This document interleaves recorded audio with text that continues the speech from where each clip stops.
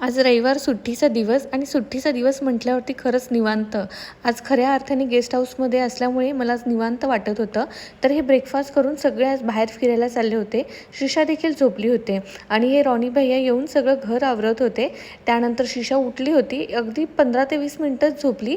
त्यामुळे रॉनी भैयाने तिला घेतला आणि मी तोपर्यंत आज मटणाचा बेत होता म्हणून तिच्यासाठी आणि मटण केलं होतं. तोपर्यंत सगळे आले. मग मी मधल्या वेळेत त्यांना आहे ना जेवण होईपर्यंत असे फ्रूट दिले.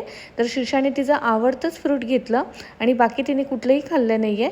जेवण रेडी झालं होतं तर मी तिला ते लंच तिला चारलं आणि मस्तपैकी आमचं देखील छान जेवण रेडी होतं. जेवण एवढं हेवी होतं ना मटणाचं जेवण, त्यामुळे म्हटलं की संध्याकाळी आपण जेवण उशिरा करूया आणि थोडं जरा राऊंडला जाऊया. तर आम्ही जवळच इथे एक गार्डनला गेलो. स्वरूप आणि शिशा छान अशी झुला खेळत होते. शिशाला खूप आनंद वाटत होता.